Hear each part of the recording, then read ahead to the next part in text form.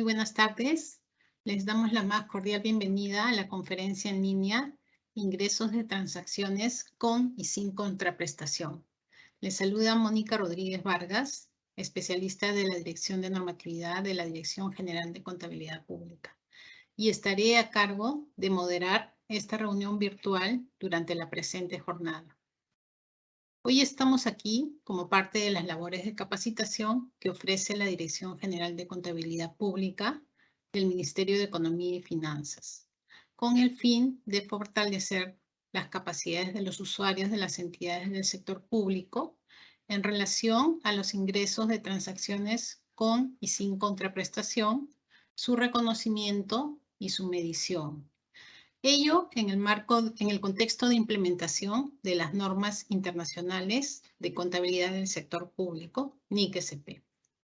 A continuación, vamos a dar pase a nuestro expositor, el señor Marlon Prieto Ormaza, especialista de la Dirección de Normatividad de la Dirección General de Contabilidad Pública, quien desarrollará el tema ingresos de transacciones con y sin contraprestación. Adelante, Marlon. Ok, Mónica, muchas gracias. Listo. ¿Tú me confirmas, Mónica, el audio y las diapositivas, por favor? Todo bien, Marlon, se ve.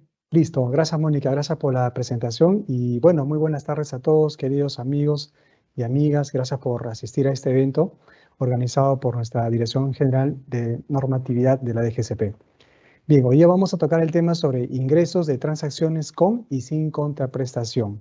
Como parte de este tema que se va a exponer, voy a considerar los ingresos vistos por los otros entes rectores, es decir, cómo se consideran los ingresos desde, por ejemplo, del Tesoro Público o presupuesto público. Asimismo, voy a revisar la norma internacional del sector público número 9, ingresos con contraprestación, y la NIC-SP 23, ingresos sin contraprestación. Asimismo, voy a tocar cuál sería el tratamiento contable que resulta de la aplicación de estas normas internacionales del sector público. Bien, para iniciar esta presentación me gustaría recordarles, sé que ustedes lo han revisado una y otra vez y no se cansan de revisarla, es el artículo 14 del texto único ordenado del decreto legislativo 1438.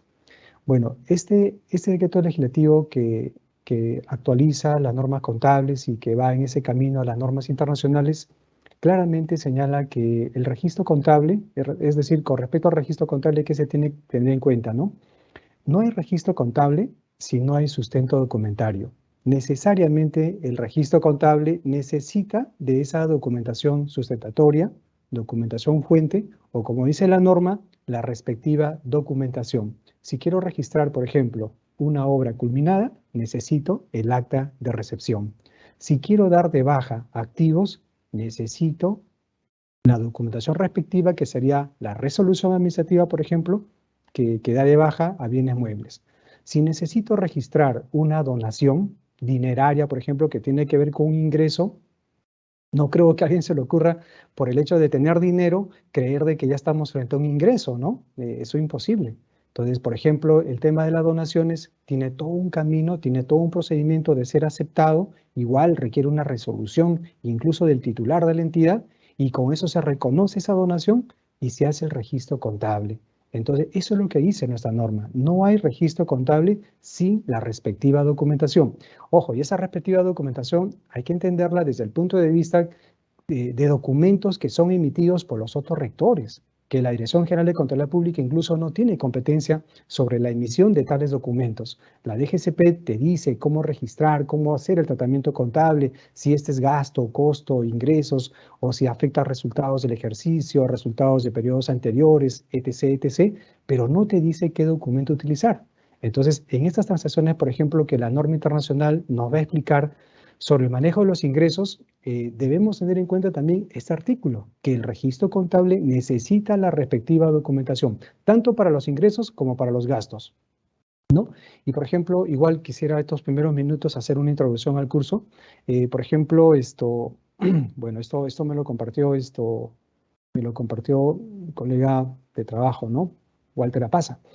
Por ejemplo, bajo una investigación que hace Friedman, él señala cuáles son los niveles de madurez de la gestión financiera. y presenta una serie de avances, ¿no? Por ejemplo, una etapa 1 o un nivel 2, la forma como se manejan las finanzas públicas está muy pegada al tema del gasto. Es decir, solamente reconozco gastos, pero bajo una base contable llamada caja. Es decir, si tengo dinero, voy a reconocer ese gasto, pero si no hay dinero, no lo reconozco. Bueno, es una forma de cómo se mide, ¿no? Lo cual no es concordante con las normas internacionales. En ese nivel vamos avanzando a un nivel 2, a un nivel 3, que está más orientado a la política fiscal, es decir, la contabilidad en base a caja modificado, ¿no? Para los gastos utilizamos el devengo y para los ingresos el percibido, por ejemplo, ¿no? Pero la pregunta es que, ¿y acaso no existe el devengado para los ingresos? Cuando hablamos del concepto del devengado, ¿solo debemos pensar de que es un tema que está relacionado con los gastos? Quizás podemos creer de que sea así, porque hay normas de presupuesto que están orientados al devengado presupuestal, ¿no? Pero este concepto del devengado, en la cual se reconocen todas las transacciones cuando éstas ocurren y no necesariamente cuando se cobran o se pagan, también se aplica a los ingresos. O sea, no es un tema exclusivo de los gastos, existe un devengado también para los ingresos. Así como nace un punto de partida de cuando nace una obligación de pago, también nace un punto de partida de cuando tengo el derecho de cobro. Entonces, ese es el devengado. Por lo tanto, este nivel de madurez de la gestión financiera va avanzando. Y existe un último nivel, ¿no? Que es la gestión de resultados, que tiene que ver con este tema que justamente es el devengado contable, ¿no? Es decir, una contabilidad en base a devengo. Y justamente para poder entender esta contabilidad de base de devengo, tenemos que saber qué es lo que dicen las normas internacionales, ¿no? ¿Qué dicen las normas del sector público? Entonces, por ejemplo, ¿no? Sé que ustedes están sentaditos en sus casas, ¿no? Esta es una clase, es una charla virtual y a modo de preguntas, ¿no? Ustedes me van a responder mentalmente, ¿ya? Mentalmente, señale la respuesta correcta respecto a los ingresos. Y ahí les he puesto 3 alternativas, ¿no? Quizás 20 segundos a 30 segundos para que mentalmente ustedes puedan responder la pregunta, ¿no? Los ingresos. Señale la respuesta correcta. A. Los ingresos comprenden solamente las entradas brutas de beneficios económicos o potenciales de servicio recibidos. B. Los ingresos comprenden solamente las entradas brutas de beneficios económicos o potencial de servicios recibidos y por recibir. O C. Los ingresos comprenden solamente las entradas brutas de beneficios económicos o potenciales de servicio por recibir. Bueno, a través del chat ustedes pueden presentar sus respuestas, ¿no? Y para poder tener una idea de cómo están en el concepto de ingresos. 5 segundos para dar su respuesta. O si prefiere, mentalmente nomás la retiene. Listo. La respuesta a esta pregunta, a esta primera pregunta, es la letra B. Los ingresos comprenden entradas brutas de beneficios económicos o potenciales de servicio recibidos y por recibir. Esa es la tendencia. Es decir, no solamente reconocemos aquellas transacciones, obviamente, que cumplen las condiciones para ser reconocidas como ingresos, pero que donde la persona, por ejemplo, viene y paga, ¿no? A la entidad pública, hace su pago correspondiente. Está bien eso, pero, por ejemplo, hay transacciones donde no necesariamente el dinero se recibe en el momento. Yo puedo transar hoy día, pero con cargo a recibir el ingreso el próximo mes. Hoy día, por ejemplo, una entidad vende un terreno, se me ocurre, ¿no? Pero el contrato con la comunidad señala que este será pagado en 30 días. Entonces, ¿reconozco o no reconozco el ingreso? Entonces, lo que te dice la norma internacional es los ingresos tienen que ver con aquellos beneficios económicos o potenciales de servicio recibidos o por recibir. Por algo tendremos las cuentas por cobrar, pues, ¿no? Entonces, esa es la respuesta. Otra pregunta, ¿ya? Otra pregunta sobre valor razonable, ¿ya? Valor razonable. Son preguntas que obviamente están reguladas en la norma internacional. No quería leerlas, ¿no? Pues prefiero pasar solo a ustedes las consultas y a través del chat me dan su respuesta. Señale si es falso o verdadero. A ver, dice la proposición. Respecto al valor razonable. El valor razonable es el importe por el que no puede ser intercambiado un activo o cancelado un pasivo entre partes interesadas y debidamente informadas en una transacción realizada en condiciones de independencia mutua. Bueno, 5 segundos. ¿Falso o verdadero? Puede usar el chat o si prefiere, mentalmente nos da su respuesta. Listo, la respuesta es falsa, ¿no? La respuesta es falsa, porque esta palabra no está de más. Esta palabra no está de más. Si quitamos la palabra no, el resto es correcto. El valor razonable es un importe por el que puede ser intercambiado un activo o cancelado un pasivo entre partes interesadas y debidamente informadas en una transacción realizada en condiciones de dependencia mutua. Bueno, importante saber esto porque la norma nos va a hablar constantemente sobre qué significa el valor razonable. Entonces ya tenemos una idea, ¿no? Es un importe por el que se puede intercambiar activos o se puede cancelar un pasivo. Ese es el valor razonable. Siguiente pregunta y última, ¿ya?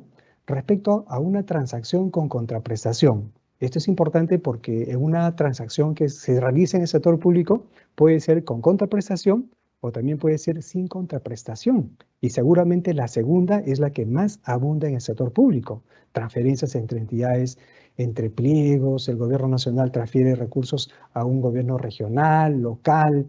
El Tesoro Público realiza asignaciones financieras por el Fondo de Compensación Municipal, los cánones, bueno, diversos fondos, ¿no? Entonces, hay mucha experiencia sobre los ingresos sin contraprestación, ¿no es cierto? Entonces, ¿cuál es la definición de una transacción con contraprestación? Complete la frase.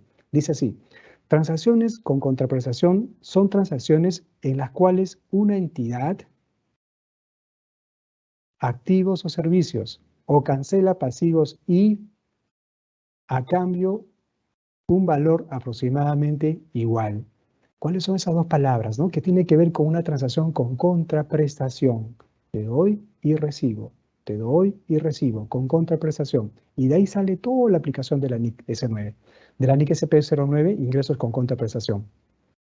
La respuesta sería, ¿cuál? 5 segundos para todos, ¿no? 5 segundos.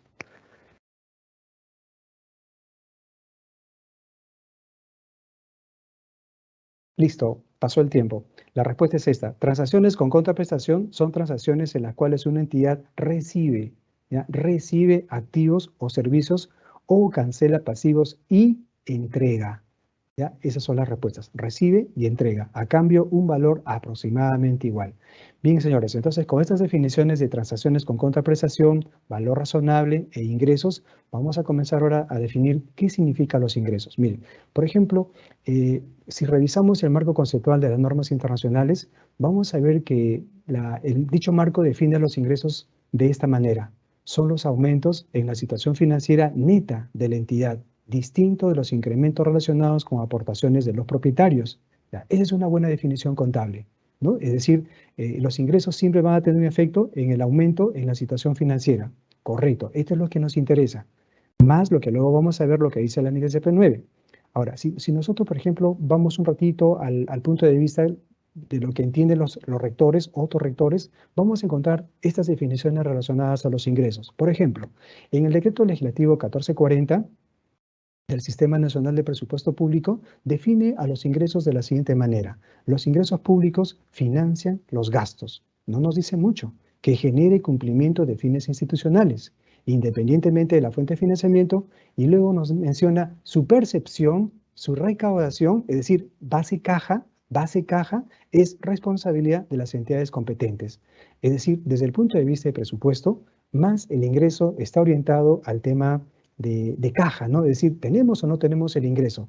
Como que a ellos no les importa mucho las cuentas por cobrar, no les importa mucho cuándo nace el derecho de cobro, ¿no? Aquí está bien claro, nos habla de la percepción, es decir, desde el enfoque presupuestal quizás los ingresos se van a reconocer cuando estos se perciban, cuando estos se recauden, cuando estos se capten, cuando estos se obtengan, ¿no? Esa es la posición que tiene este ente rector. Pero qué distinto es con la contabilidad, porque la contabilidad no solamente registra los ingresos cuando se perciben, la contabilidad ve mucho más, ¿no? La contabilidad ve, por ejemplo, la base contable del devengo reconoce cuándo yo tengo el derecho de cobrar. Eso es importante. Ahora vamos al otro punto. Por ejemplo, el artículo 6 del Decreto Legislativo 1441 del Sistema Nacional de Tesorería dice lo siguiente. El Tesoro Público define así: respecto a las responsabilidades que tienen los titulares, ¿no? de la administración de los recursos públicos. Aquí está el administrador y el tesorero.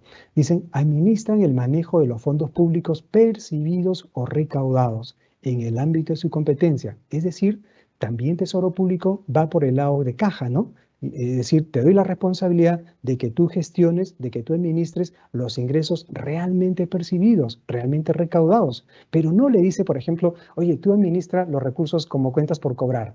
Por ejemplo, no le dice, administrame los devengados que va sobre base contable de vengado. No, no le dice eso. Solamente le va por el punto de vista de que te corresponde administrar lo que has percibido. Entonces, en esta conclusión, por ejemplo, digo lo siguiente, los otros rectores apuntan a los ingresos a reconocer la percepción, pero la contabilidad no. Las normas internacionales tienen otro punto de vista. A presupuesto, por ejemplo, a presupuesto no le va a importar el tema de las depreciaciones, por ejemplo. No le va a importar las estimaciones de cobranza dudosa o el deterioro de los activos o las cuentas incobrables. No, tampoco el tesoro. Pero para información financiera sí es necesario reflejar todos estos datos porque así nos exige la contabilidad. Eso es base contable de devengo. ¿De acuerdo? Y todas las normas internacionales, ¿no? Con excepción del flujo efectivo y otras, todititas reconocen la base contable del devengado en su aplicación. Eso es reconocer los hechos económicos, las transacciones económicas, cuando éstas tienen lugar, ¿no? Ahora, con eso termino la presentación inicial. Por ejemplo, cuando se registra un ingreso en el CIAF, ¿no? Y acá valdría la pena también analizar lo siguiente, ¿no? Miren, por ejemplo, en el CIAF, en el módulo administrativo, ¿no? Disculpe que tome este temita, sé que no es parte de la NICS, pero solo a modo de comprender esta parte de la base contable del devengo. En el sistema CIAF registramos dos fases, el determinado y el recaudado, ¿no es cierto? Ahora, ¿quién tiene la responsabilidad de registrar estas fases? ¿Quién hace el determinado y quién hace el recaudado? Según hemos leído hace un rato, tanto presupuesto público como tesoro público dice que la gestión corresponde en la fase del recaudado, aquí. Pero ¿quién hace el determinado? Y este determinado es como si fuese el devengado de un gasto, ¿no? El determinado, fase en la cual se reconoce el concepto, el monto, el importe, ¿no? Del por qué la persona va a pagar, ¿no? La empresa, la persona natural. Esa es la fase de determinado. Ya, contablemente, por ejemplo, cuando se registra un determinado en el CIAF, el efecto que tiene la contabilidad es esto. Ejemplo, cuenta por cobrar contra un ingreso. Y este determinado por este ingreso ya afecta al estado de gestión, ¿no? O al estado de rendimiento, afecta a nuestro estado de gestión. Entonces, ¿pero quién determina esto? ¿Quién determina esta fase de determinado? Bueno, la práctica nos dice que, por ejemplo, yo conozco casos en los cuales una persona se acerca, por ejemplo, a una entidad pública a hacer un pago y, bueno, pues paga el concepto, ¿no? El arbitrio, lo que fuera, ¿no? El derecho, el concepto, la multa, lo que fuera. Paga. ¿Qué hace la persona que recibe? Que generalmente es caja o tesorería. Recibe el dinero, va al CIAF, termina el día, ingresa un determinado y automáticamente un recaudado. Es decir, a tesorería como que tampoco le tiene por qué importar, ¿no? ¿Cuándo nació este derecho de cobro? Él más que nada le interesa la recaudación. Pero ojo, ¿pero por qué recién se toma la decisión de registrar el determinado? ¿Esto es acorde con las normas internacionales? ¿Así te dice que sea la contabilidad? Entonces, lo que sucede es que en nuestro país, como recién estamos entrando a esta etapa de normas internacionales del sector público, estamos en este camino, tenemos muchos hábitos que vienen de atrás, ¿no? Creemos porque así se registró en el CIAF, así tiene que ser la contabilidad. Y eso no es cierto, eso no es cierto. Entonces, deberíamos evaluar si realmente la entidad pública que va a recibir el dinero futuro tiene el derecho de cobro. Cuando tiene el derecho de cobro, debería registrar esta fase del determinado. Y no solamente cuando recibe el dinero. Ojo con eso. ¿Quién hace esto? Como yo les digo, ¿no? Yo conozco que en la práctica lo hace tesorería. El tesorero se toma esa atribución. O sea que el tesorero determina el devengado contable, ¿no? Por el lado del ingreso. ¿Debería ser así? Quizás el área de rentas o de repente en coordinación con contabilidad. Pero lo cierto, señores, es que nosotros reconocemos un ingreso, ya sea recibido o por recibir, cuando cumple, por ejemplo, la definición de activo. Es decir, cuando tenemos el derecho de exigir ese cobro, ahí se reconoce. Hay que tener en cuenta, acuérdense que el CIAF, el modelo que venimos trabajando desde muchos años, ¿no? Ahora tenemos que pensar en normas internacionales. Y el recaudado, pues que es la otra fase ya de la percepción propia, eso ya es caja, ¿no? Depósito en la cuenta única del tesoro. Y por cierto, cuando recibe una entidad dinero, y eso, la entidad tiene la seguridad de que esos recursos son disponibles para su uso, entonces tiene un efecto presupuestal.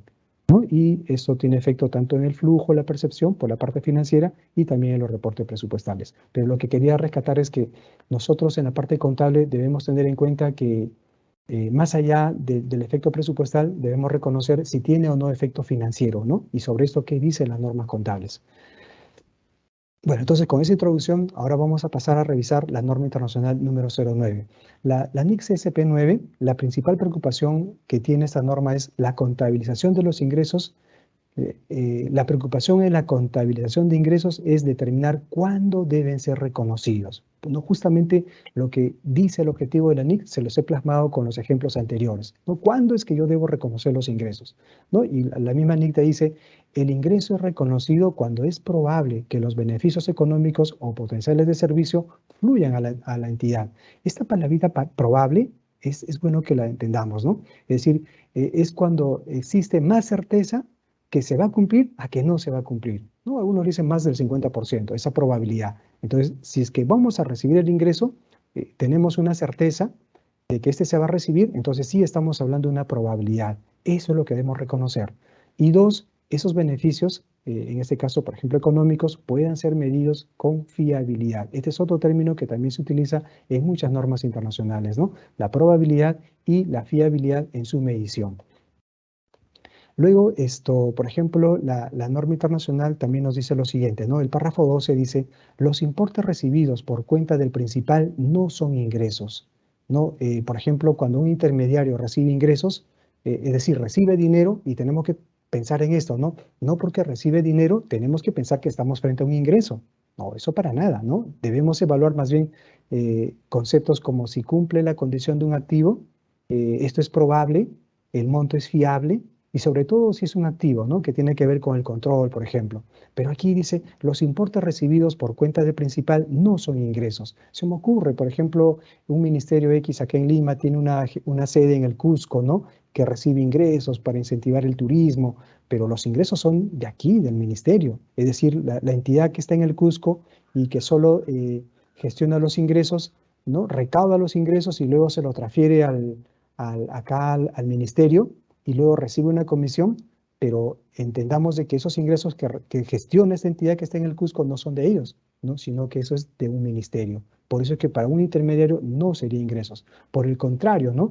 Los ingresos son los importes de toda comisión recibida.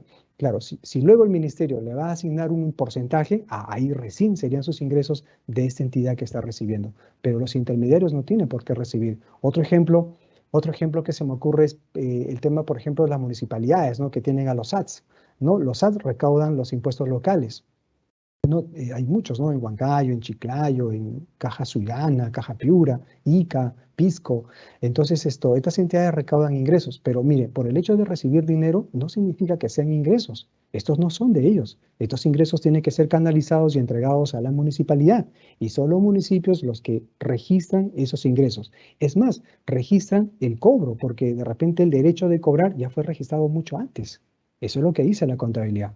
Ahora, si el municipio le va a retribuir por esos servicios, esa es otra cosa. Esa es otra cosa. Listo. Pregunta, ¿por qué las entradas de financiación, principalmente los préstamos, no cumplen con la definición de ingresos? ¿Qué nos dice el párrafo 13 en esta norma internacional? Cuando una entidad recurre a un financiamiento, es decir, a un préstamo bancario, la NIC te dice, la NIC SP9 te dice, eso no es un ingreso. Oye, pero estamos recibiendo dinero. Sí, pero ¿quién dice que cuando recibes dinero tiene que ser ingreso? No, para nada, ¿no? Incluso puede haber adelantos, puede haber garantías, puede ser una multa. No siempre son ingresos. Entonces, de igual manera, un financiamiento no puede constituirse como un ingreso. ¿Por qué? ¿No? Por estos motivos. A, implican un cambio del mismo importe tanto en los pasivos como en los activos. Claro, recibo caja y al mismo tiempo tengo una obligación por pagar. O sea, el patrimonio no se está incrementando, por eso no es ingreso.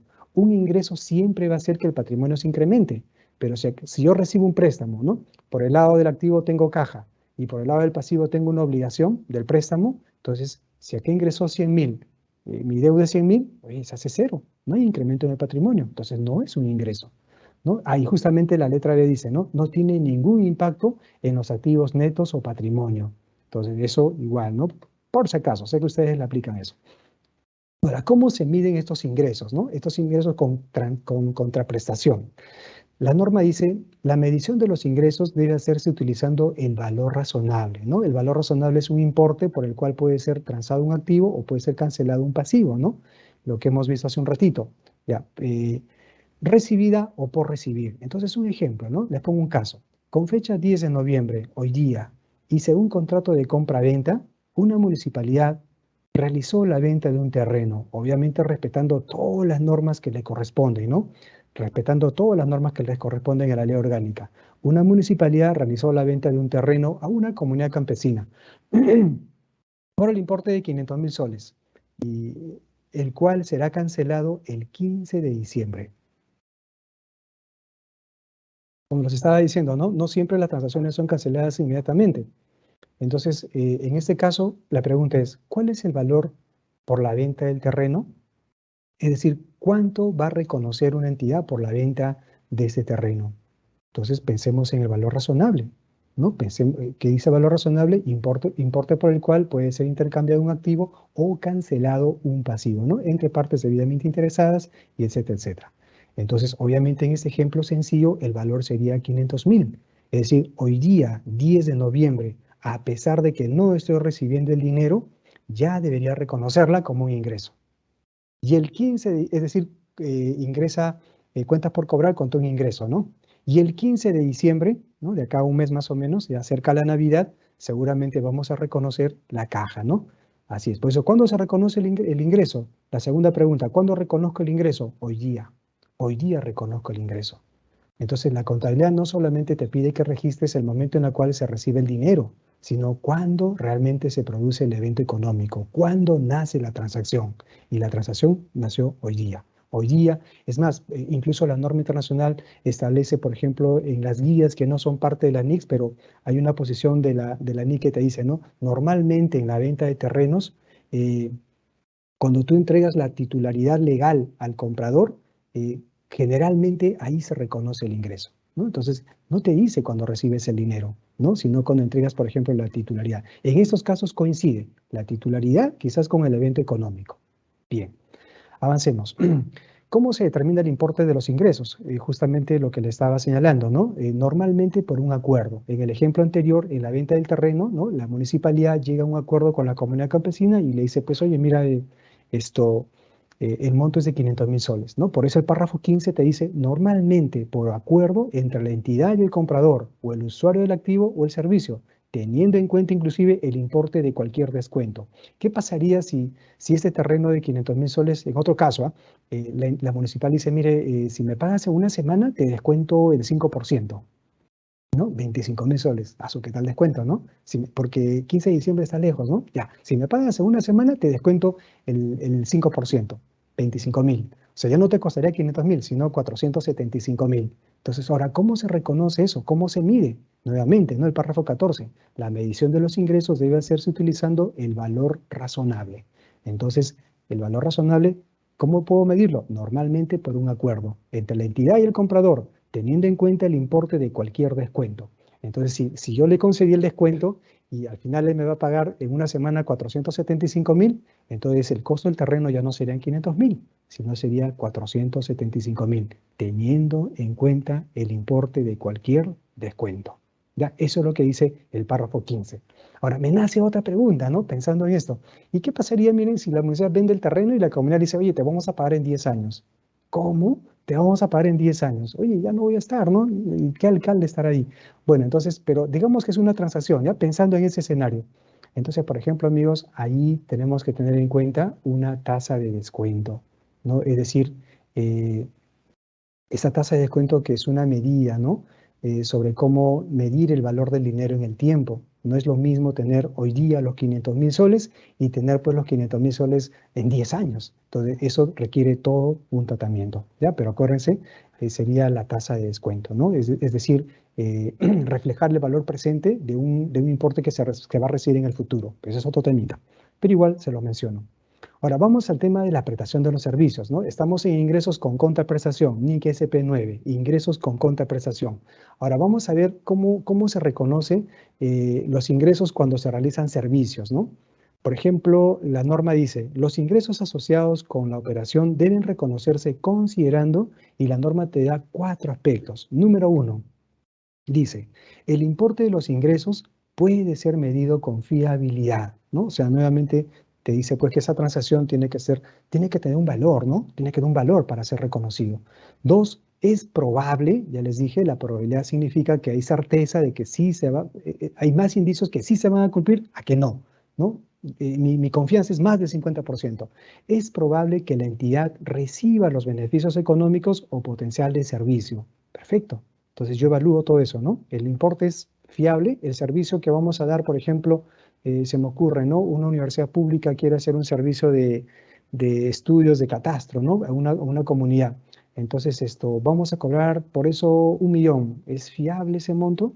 ¿Es probable que recibamos los ingresos? Vamos juzgando, ¿no?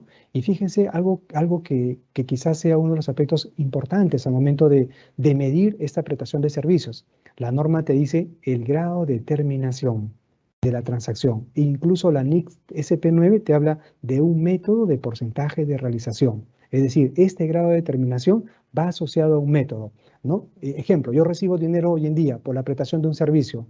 ¿Es o no es un ingreso? Hoy día recibo dinero por la prestación de un servicio futuro. ¿Es o no es un ingreso?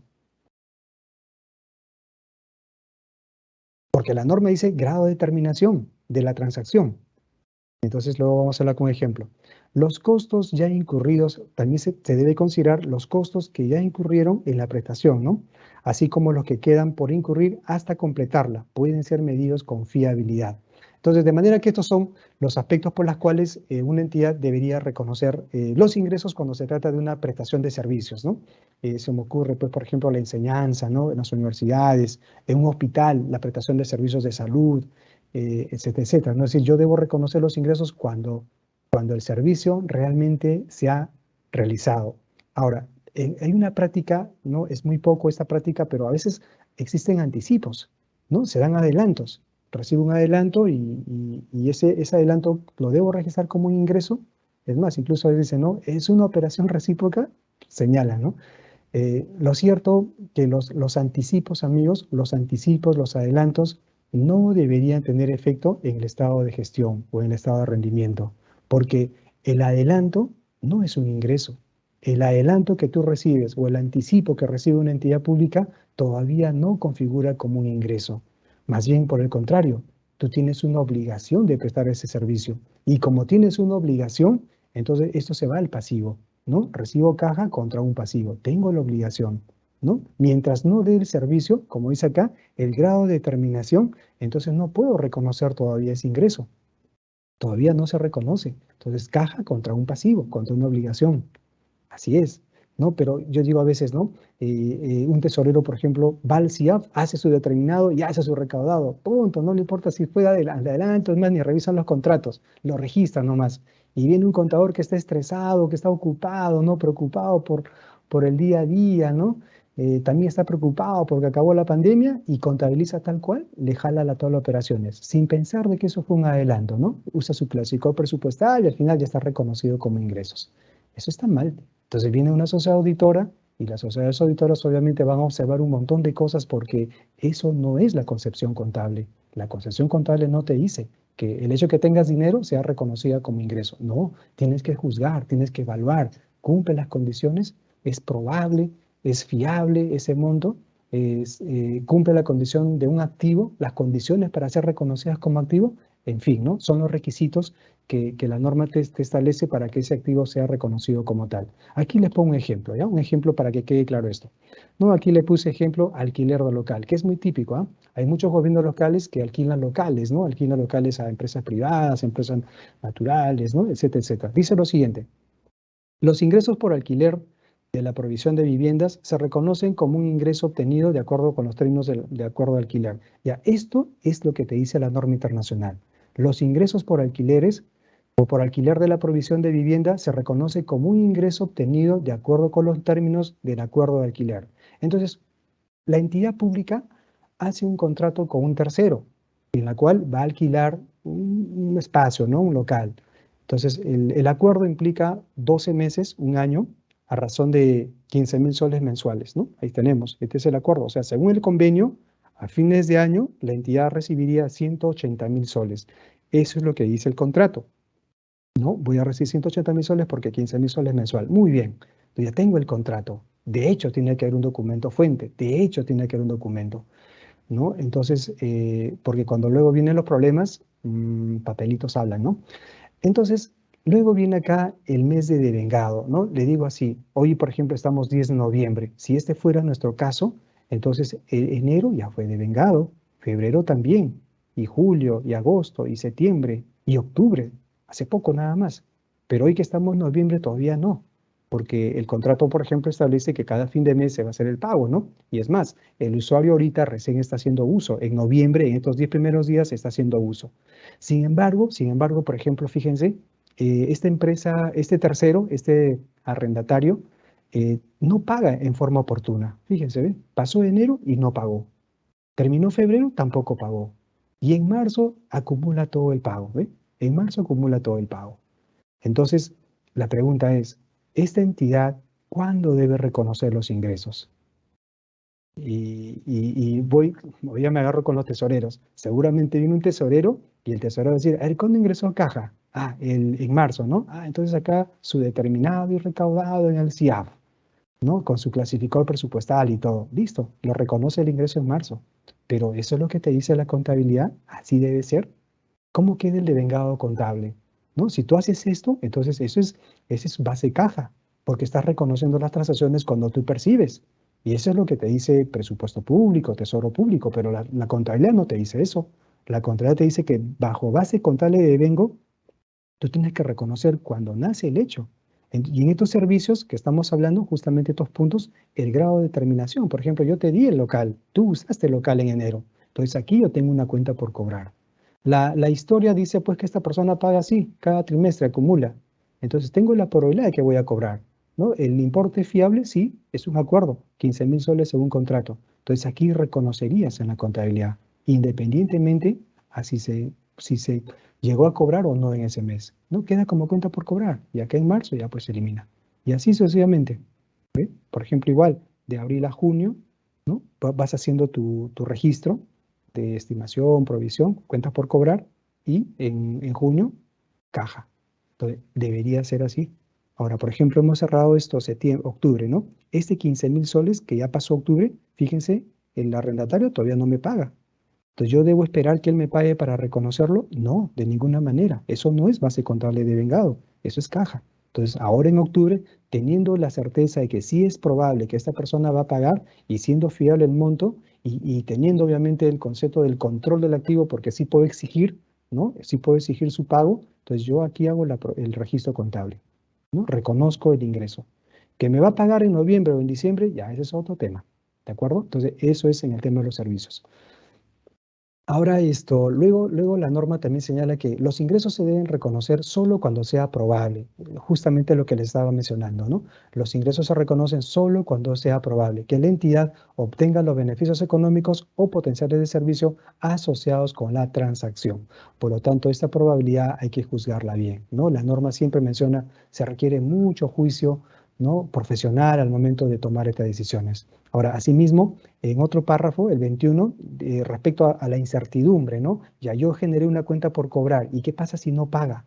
¿No? ¿Qué pasa si no paga? Entonces, ¿qué dice la norma? Cuando surge algún tipo de incertidumbre, ¿no? ¿Incertidumbre qué es? ¿Qué significa incertidumbre? Un sinónimo de la palabra incertidumbre, creo que el más cercano sería duda, ¿no? Cuando existe dudas, desconfianza, incertidumbre acerca del cobro de esos importes ya incluidos como ingresos, entonces la norma te dice la cuantía incobrable o el importe respecto del cual ha dejado de ser probable, deja de ser probable, la recuperabilidad se reconoce como un gasto.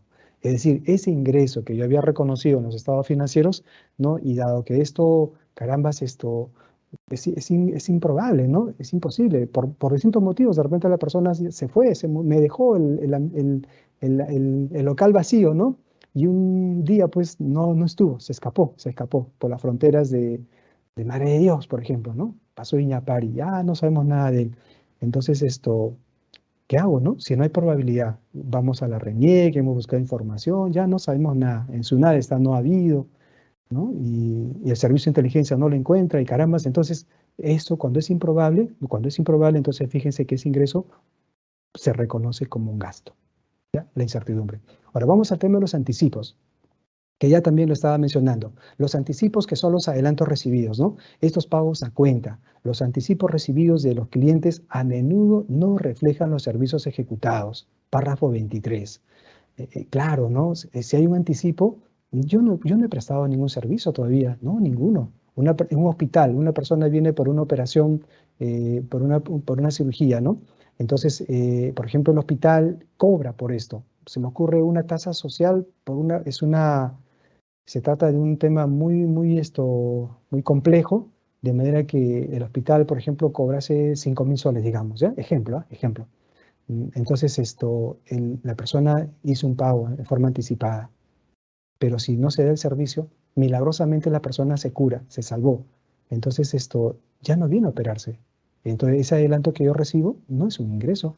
Por eso dice, los anticipos a menudo no reflejan los servicios ejecutados, ¿no? Entonces, sobre eso también acá les pongo otro ejemplo.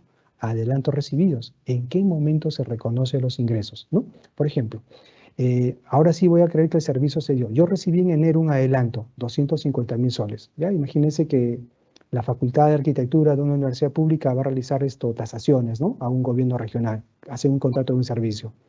En enero, la región le da un anticipo, ya un adelanto, dentro del margen de la competencia legal, ¿no? Procede con un anticipo. La entidad recibe el anticipo. Sin embargo, en el mes de octubre, esta universidad cumple con realizar los servicios de tasación. En octubre recién. O sea, han pasado como 10 meses en la cual la entidad no cumplía el servicio. Entonces, la pregunta sería, ¿en qué momento se reconocen los ingresos? ¿No? Es decir, la universidad pública, ¿no? Que es la que está dando el servicio a un gobierno. ¿En qué momento la universidad pública reconoce el ingreso? ¿Cuando recibe el dinero o cuando presta el servicio?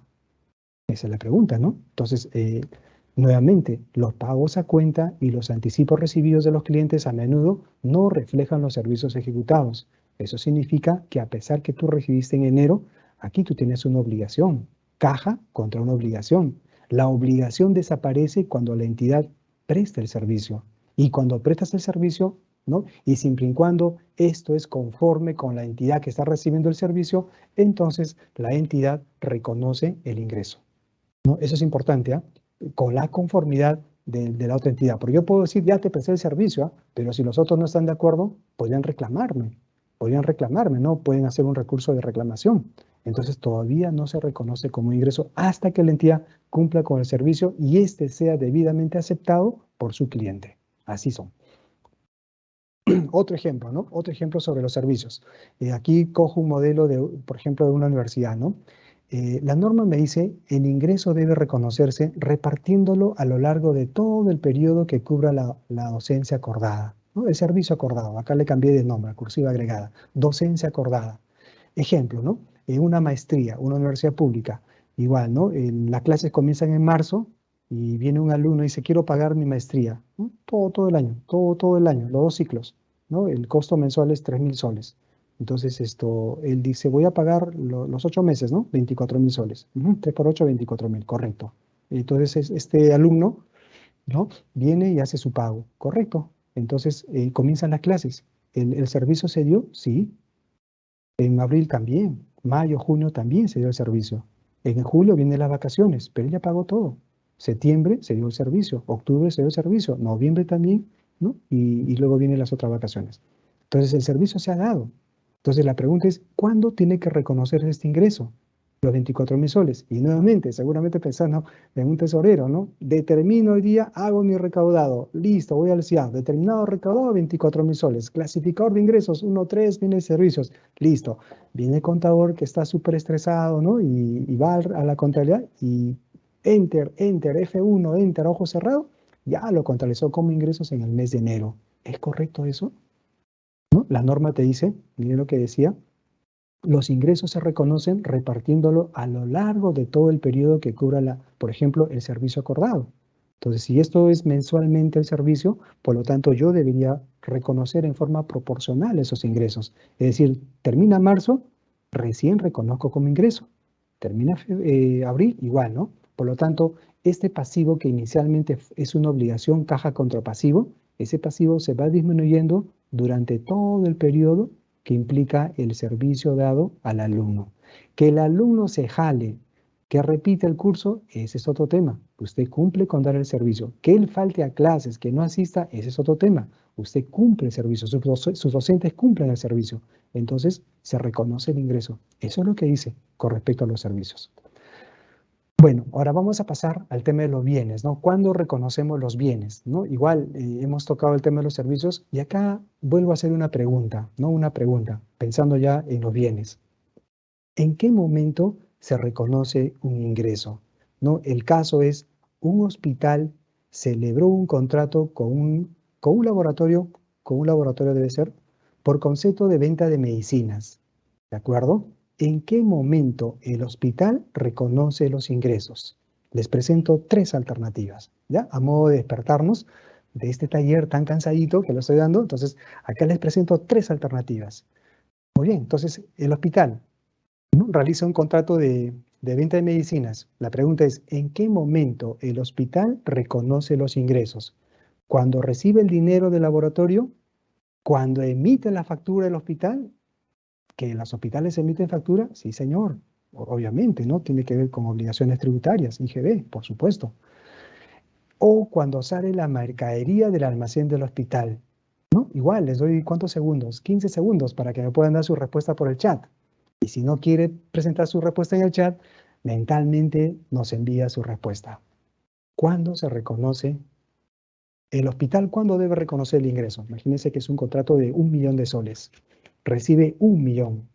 ¿Cuándo reconozco el ingreso? Cuando recibo el millón, hoy día, cuando emito la factura, por un tema tributario, no es el tema que quiero discutir, pero hasta donde yo sé, las normas tributarias te dicen, tienes la obligación, según la ley de comprobantes de pago de SUNAT, dice lo siguiente: ¿cuándo nace la obligación de emitir un comprobante de pago? Cuando tú entregas el bien, cuando prestas el servicio o cuando recibas la retribución, lo que ocurra primero. O sea, acá ni hablar, hay una obligación, si tú recibes dinero y hay una obligación de emitir factura, ¿no es cierto? ¿No? Salvo pues que seas una MIPE, ¿no? Esa es otra ley tributaria, pero no es el tema de análisis, ¿ya? Entonces acá, emite la factura puede ser hoy día también, o mañana, ¿no? Emite su factura. O cuando sale la mercadería del almacén del hospital. Bueno, quedan 15 segundos para responder. 15 segundos.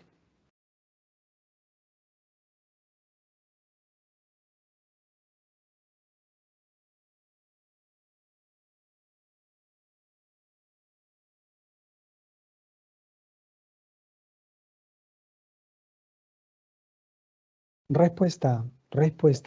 ¿Cuándo reconoces un ingreso? ¿Cuando recibes el dinero? No. ¿No es cierto? No. Cuando emites la factura, tampoco. Oye, pero para fines tributarios, es otra cosa. Una cosa es la tributación y otra cosa es la contabilidad. Quizás para fines tributarios, ¿no? Para efectos de SUNAT, sí se reconoce un ingreso con la emisión de la factura. Pero para efectos contables, no es un ingreso. Repito, tributariamente puede ser. Pero una cosa es la tributación y otra cosa es la contabilidad. Entonces, contablemente, yo no reconozco el ingreso cuando recibo el dinero. Cuando emito la factura, cuando sale la mercadería del almacén, y acá bien tampoco, ninguna. ¿Por qué? Y acá les explico. ¿Qué ocurre si sale la mercadería y el carro, por una desgracia, se accidenta y toda la mercadería se perdió, ¿no? O el carro fue asaltado con tanta delincuencia que tenemos en nuestro país y la mercadería nunca llega al destino.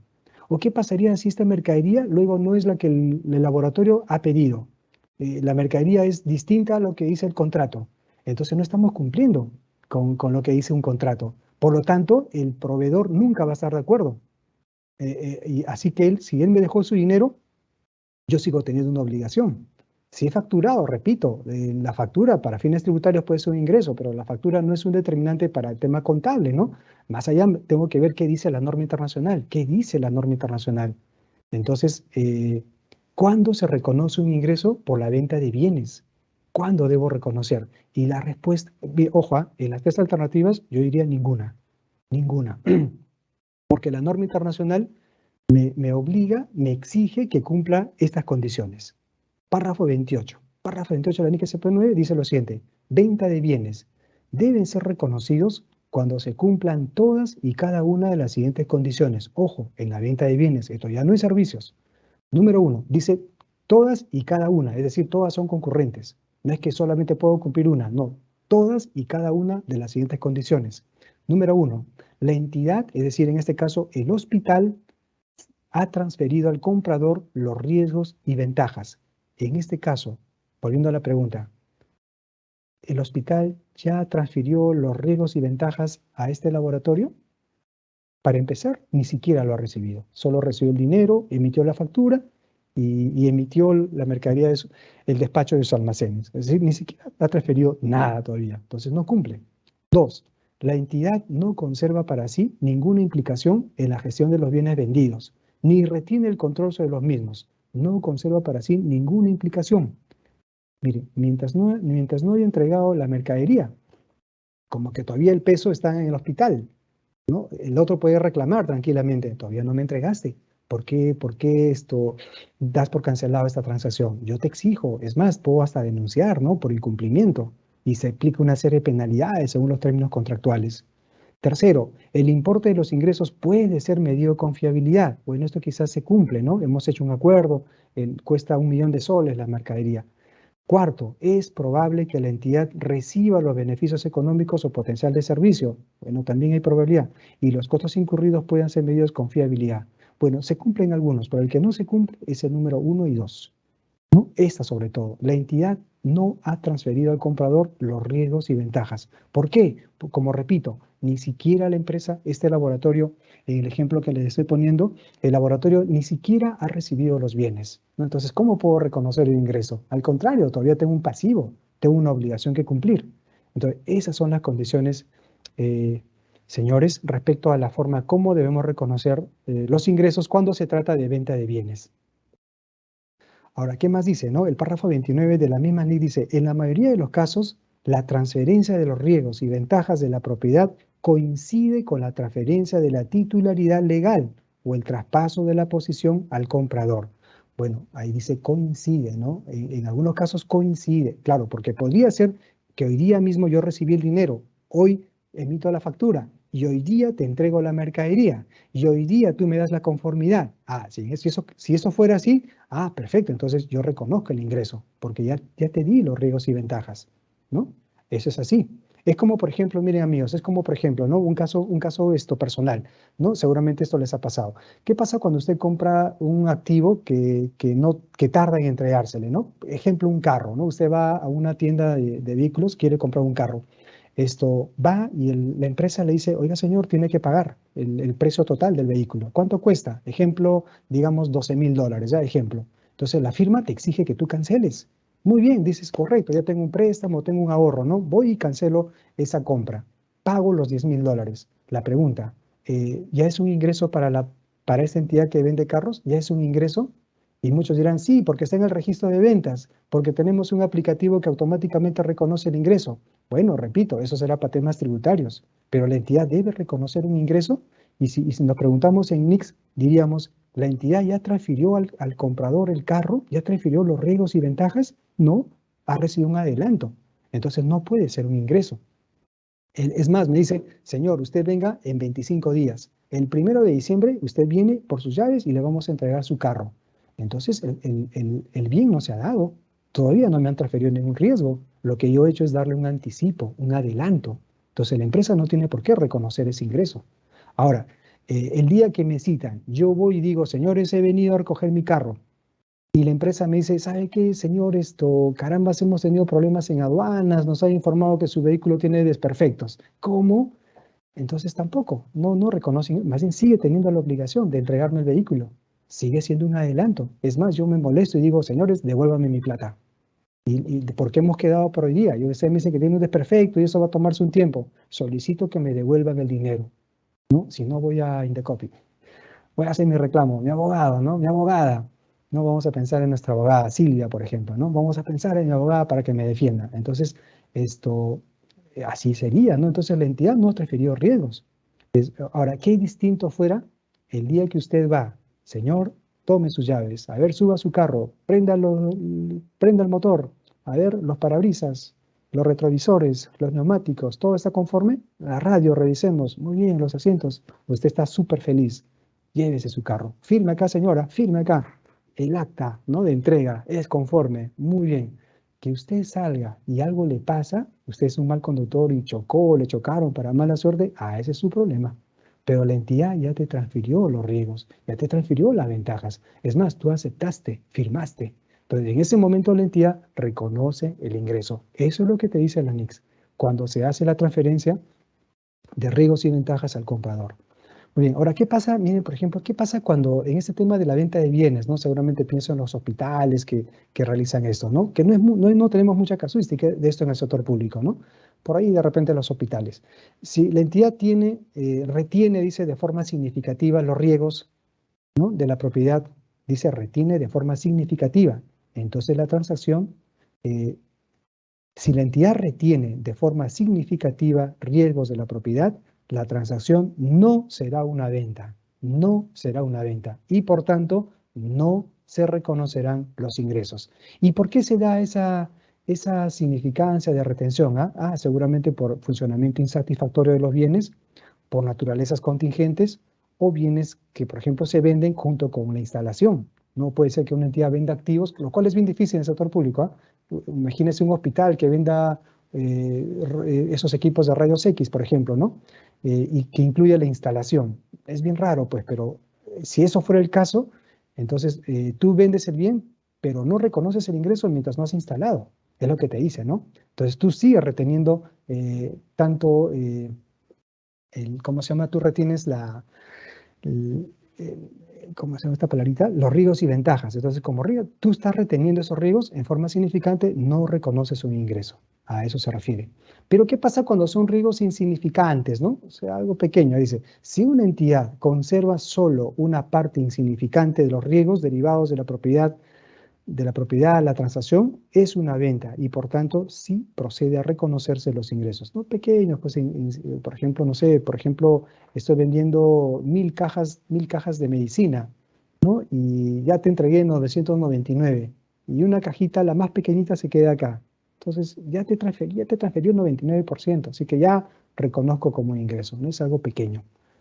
Listo. Igual sobre la incertidumbre en las ventas, ¿no? Muy parecido a los servicios. Cuando surge algún tipo de incertidumbre, duda, desconfianza acerca del cobro de importes ya incluidos como ingresos, la cuantía incobrable o el importe respecto del cual ha dejado de ser probable, la recuperabilidad se reconoce como un gasto. Claro, ¿no? Es ingreso que inicialmente tú habías considerado, dado que esto ya es incobrable, entonces la norma te dice hay que reconocerla como gastos. Bueno, ¿qué pasa cuando es una facturación sin entrega, no? Esto también dice, por ejemplo, ventas de tipo facturación sin entrega, en las cuales la entrega se pospone, ¿no? Hoy día ya hacemos el contrato, perfecto, el cliente viene al almacén del hospital, ¿no? El laboratorio químico viene al hospital público y dice, ok, estos son los bienes, ok, estamos conformes, muy bien, facturan y todo. Sin embargo, en las cuales la entrega se pospone a voluntad del comprador. El comprador dice, oye, mira esto, caramba, mi almacén va a quedar chico, ¿no?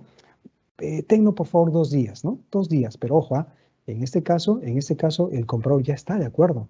Ya está de acuerdo. Es distinto cuando él no está de acuerdo, ¿no? Acá él pospone, se pospone, pero a voluntad del comprador, ¿no? Que sin embargo adquiere la titularidad de los bienes y acepta la facturación.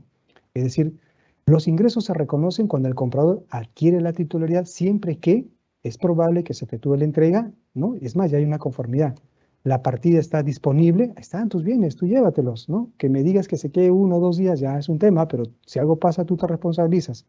Y el comprador reconoce específicamente las condiciones de la entrega. Bueno, si se cumple con todas estas condiciones, entonces sí estaríamos hablando de un ingreso. Y finalmente, amigos, terminando esta presentación general de la NIC SP9, todavía nos falta, por favor, no se vayan, falta la NIC SP23. Terminando la NIC SP9, plasmo, ¿no? Cómo trabajamos, cómo aterrizamos estas normas internacionales en nuestro quehacer diario, ¿no? En el trabajo diario, el reconocimiento de los ingresos, tenemos los clasificadores, tenemos las cuentas contables, ¿no? Entonces, si bien es cierto, la tabla de operaciones hace que sea muy amigable nuestro trabajo, hace que esto sea mucho más sencillo, Sin embargo, queda en usted analizar todavía, ¿no? Analizar, porque a veces la tabla de operaciones te presenta varias cuentas, que incluye el anticipo, que incluye la cuenta de ingresos, y a veces sin darte cuenta tú llevaste al ingreso cuando no debiste haber hecho así, porque era un anticipo. Entonces hay que evaluar todos estos clasificadores. Los clasificadores están asociados a la parte contable. Sin embargo, como digo, para reconocer estas cuentas contables de ingresos, hay que evaluar si cumplen las condiciones de activo, si usted controla ese activo, esto es probable, esto es fiable. En el caso de los servicios, reconocemos como ingresos si es que los servicios han sido cumplidos. En el caso de los bienes, si han sido los riesgos y ventajas han sido transferidos a un tercero. Entonces, bajo esas condiciones, ahí tienes el plan contable gubernamental para reconocer todas esas cuentas que la norma internacional te dice cuando cumplan la condición de ingresos, ¿no? Y solamente para detalle, el endeudamiento, como dijimos hace un momento, no es ingresos, ¿no? Porque eso tiene un efecto en el activo y pasivo, no incrementa el patrimonio, ahí queda como pasivo. Y en la genérica 1.9, en la estructura presupuestal que se denomina saldos de balance, eso no tiene efecto en la contabilidad financiera. Ese es un tema presupuestal, ¿no? Ese es otro tema de discusión. Listo. Pues ahora pasamos a la norma internacional NIC-SP número 23. ¿Ya? Nos vamos a tomar un receso de 3 segundos, y seguimos con la clase, con la charla, perdón.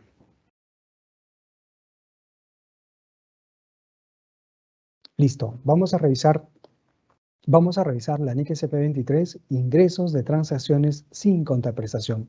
Es distinto. Por ejemplo, en la NIC-SP 9, mucho nos habla sobre estas transacciones de venta de bienes, prestación de servicios, como lo hemos estado viendo, ¿no? En la cual sí hay contraprestación, pues yo te pago porque voy a recibir a cambio bienes. Yo te pago porque voy a recibir a cambio servicios. Ya, eso está regulado por la NIC-SP 9, ingresos con contraprestación. Pero ¿qué pasa cuando yo recibo ingresos y no tengo nada que devolver, ¿no? O por un importe igual o parecido? Y eso es lo que sucede en el sector público, ¿no? Esto sucede en el sector público. Es decir, recibimos recursos de otras entidades públicas, es decir, sin la necesidad de, de retribuir monto alguno o de devolver monto alguno, ¿no? Recibo y ya son mis ingresos. Entonces, eso lo regula esta norma, la NIC-SP 23, titulada Ingresos de transacciones sin contraprestación. Y acá he puesto una serie de casos, ¿no? Que la vamos a revisar. Por ejemplo, ¿no? ¿Qué casos son ingresos sin contraprestación? ¿De acuerdo? Entonces, ustedes me van a decir cuáles son, repito, ingresos que se concedían sin contraprestación. Es decir, usted recibe sin la obligación de retribuir un monto parecido. Por ejemplo, ¿no? Número 1. Una municipalidad vende agua a Sedapal. ¿Será un ingreso sin contraprestación? La respuesta es no, porque este es un ingreso con contraprestación. Miren, ve, tú vendes agua y recibes de Sedapal dinero, ¿no? Ahí me acuerdo, por ejemplo, esta municipalidad de marca Pomacocha, ¿no? En las alturas de la región Junín. Tiene unas reservas impresionantes de agua. Y yo me acuerdo hace muchos años el municipio facturaba más o menos 1 millón, ¿sí? Por venta de agua. Entonces, eso es obviamente un ingreso con contraprestación. Así que no sería la respuesta. Pregunta 2. Un gobierno regional ejecutó una carta fianza de fiel cumplimiento.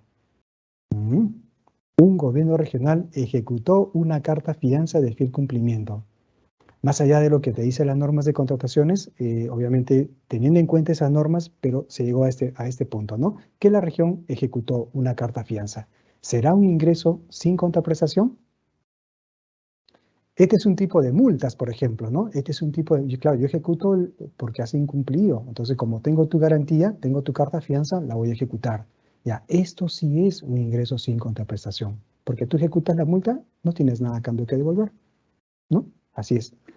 Y las multas, por ejemplo, son reguladas en esta norma internacional. ¿Cuál es el tratamiento contable que deben tener las multas? Tercero, una unidad ejecutora aplicó multas a una comunidad nativa por concepto de daños ambientales.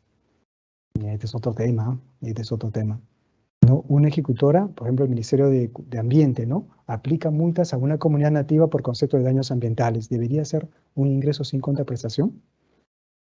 Una multa, ¿no? Ahora, el tema es, ¿la comunidad nativa te va a pagar? Esa es la otra pregunta, ¿no? Claro, por definición, sí, es un ingreso sin contraprestación, de hecho, porque voy a recibir, estoy aplicando una multa, pero sin nada a cambio, ¿no? Pero acá viene el tema, ¿y la vas a reconocer como ingreso? Ojo, ¿la vas a reconocer como ingreso? Entonces, igual, al igual que la NIC SP9, habría que preguntarse, ¿esto es probable? ¿Existe la probabilidad de que se cobre esta multa a esta comunidad nativa o no? Entonces, hay que juzgar. De repente deja de ser probable y es posible. Entonces, hay que ver, ¿no? Si lo reconozco o no lo reconozco. Pues ya de repente no, porque nuevamente, ¿no? Los antecedentes históricos, ¿no? Me dicen que cada vez que aplicamos una multa a estas comunidades, nunca la pagan. Terminan por no pagarla. Entonces, ¿debería reconocerla? ¿Es probable que se cobre? Entonces, de repente no. O sea, existe la multa, pero contablemente quizás no resulte. No resulta en registrarla como tal, ¿no? Porque no cumple esa probabilidad. Cuarto, un pliego vendió bases a diversos proveedores para una licitación pública. Vendió bases, ¿no? Obviamente ha recibido un dinero. Esto es con contraprestación, o sea, sería no es sin contraprestación, porque es con contraprestación. Vendo las bases, recibo a cambio de dinero. 5. Un gobierno local recibió servicios de mano de obra gratuita para la construcción de una obra. Pregunta, ¿será un ingreso? ¿Con contraprestación o sin contraprestación? Esto es muy usual, ¿eh? Yo les comento, yo he conocido experiencias cuando he trabajado como contador en municipios, ¿no? Más o menos por 3 años. Y también cuando estuve trabajando para el CIAF me permitía visitar muchas municipalidades como parte de mi trabajo. Entonces he visto esto. En obras públicas las comunidades se organizan y le dicen al alcalde, son conscientes de que no tienen mucho presupuesto, ¿no? Y le dicen pues al alcalde, mire, usted asigna un supervisor de obra y nosotros colaboramos con mano de obra para construir nuestro colegio, nuestra posta médica, y en fin, la población se organiza. Entonces, ese servicio de mano de obra gratuita para la entidad, ¿será un ingreso? La NIC SP23 te explica eso. Te dice, por ejemplo, cuando se trata de obras públicas, dice, ¿no? Puede registrarse como ingreso. Es más, eso formaría parte incluso del costo de la obra. Claro, por ejemplo, si la gente no hubiera puesto mano de obra gratuita, probablemente hubiéramos pagado 1.500.000 en mano de obra, obviamente por administración directa, ¿no? Entonces eso sí, es un ingreso, por supuesto que es un ingreso. Ya luego lo vamos a ver. Sexto, una entidad incorporó saldos de balance. Ya eso lo he puesto adrede, ¿ya? Una entidad incorporó saldos de balance, ¿no? Los saldos, pues, que están de libre disponibilidad al cierre del periodo, ¿no? Pero más va esto por un tema presupuestal. Eso no es, pues, no es, ¿no? O sea, eso no es un dinero que solamente tiene efecto presupuestal. No es sin contraprestación. Séptimo, una entidad recibió una condonación de un pasivo, ¿no? Por ejemplo, por una norma X se faculta, ¿no? En la ley que las deudas que se tienen al FONAVI, por ejemplo, sean exoneradas. Ya, ¿eso será un ingreso para ti? ¿Será un ingreso por la condonación que estás recibiendo? Y la respuesta es sí, sí es un ingreso. Esa eliminación o reducción del pasivo se convierte en un ingreso, por supuesto. Es más, afecta, ¿no? Afectaría al resultado de tu patrimonio, ¿no? Claro, el pasivo se aleja, se retira, entonces tu patrimonio se está incrementando a favor. Sí es un ingreso. Octavo, el gobierno tiene la intención de transferir fondos para reconstruir un colegio. El colegio o la región o la unidad ejecutora, la unidad operativa que está ahí, ¿debería registrar el ingreso? El gobierno tiene la intención de transferir fondos para reconstruir un colegio. Y la respuesta es no, no, porque solo acá tiene la intención. Acá no ha habido transferencia, solo quedó en intención. ¿No? Como dicen, el camino al infierno está lleno de intenciones, ¿no? No, o sea, la intención no se califica. La contabilidad no va a registrar intenciones. Pueden asomar las intenciones, la contabilidad no tiene por qué registrar. La contabilidad registra hechos económicos debidamente sustentados, ¿no? Con la documentación respectiva. 9.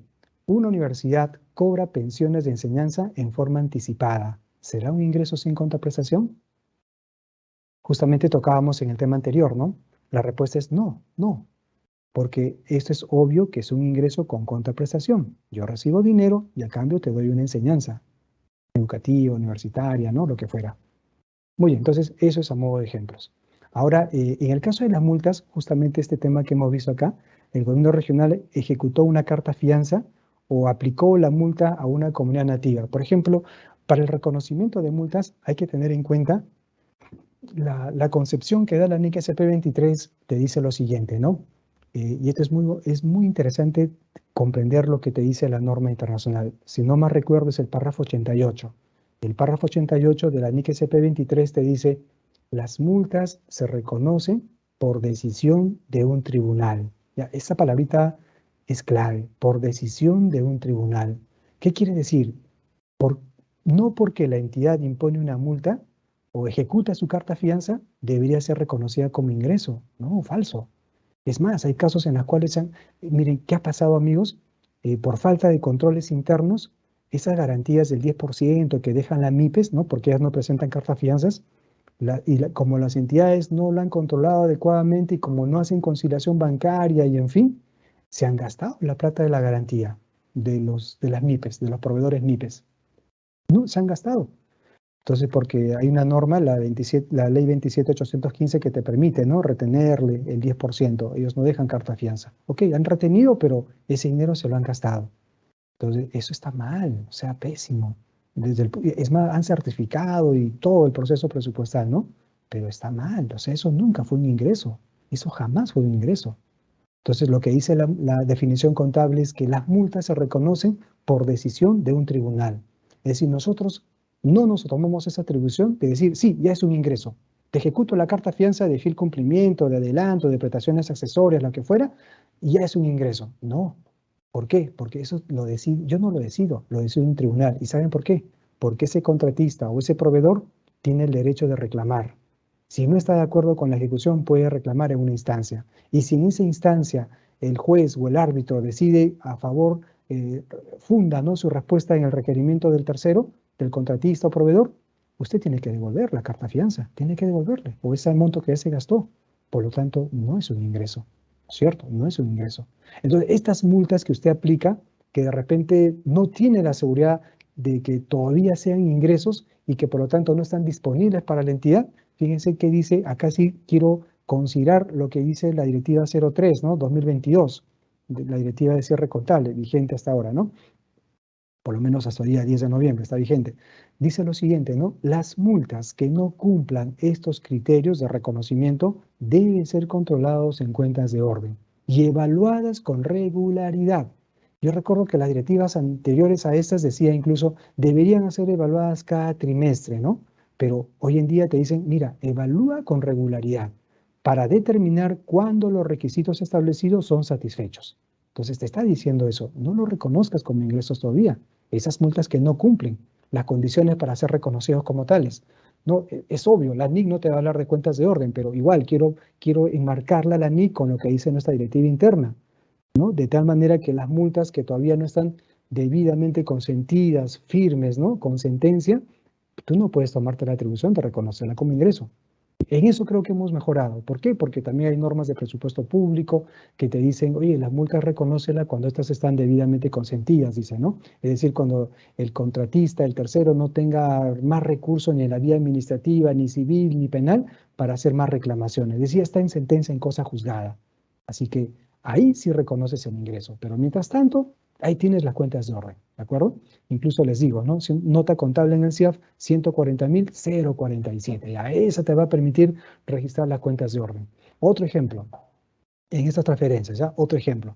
Miren, en el sector público también ocurre esto, ¿no? Hay transferencias de bienes, no necesariamente bienes monetarios, ¿no? Partidas monetarias, pueden ser bienes no financieros, ¿no? Activos no financieros, como por ejemplo esto. Tenemos a una entidad A que transfiere un tomógrafo a una entidad B, ¿no? Al parecer, Ministerio de Salud, un hospital, o un pliego regional a su unidad ejecutora, un hospital. Perfecto, hace una transferencia.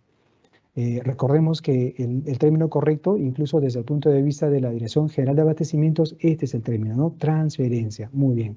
Realiza una transferencia. El costo que tuvo este equipo para el pliego A representa 600.000 soles. Muy bien, lo compró, incluido el impuesto, y como es un impuesto no recuperable, forma parte del costo del activo, ¿no? Eso es NIC SP 17. Muy bien, propiedades, planta de equipo. Entonces acá tenemos los 600.000 soles. Muy bien, como parte de esto, ¿ok? Entonces cuando el pliego hace la transferencia, retira el activo, ¿no? Retira el activo y tenemos la cuenta 1503. Obviamente contra un gasto, ¿no? Reducción de los beneficios, reducción del activo, gasto, 5403. Muy bien, hasta ahí ya no tengo el activo. ¿Qué necesito? Esta entidad necesita emitir una resolución. Acá sí les aconsejo lo siguiente.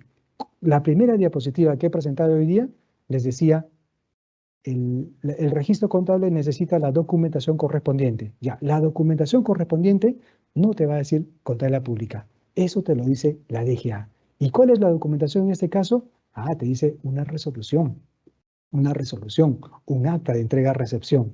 Ya son documentos que debo tener en cuenta para que este registro contable proceda.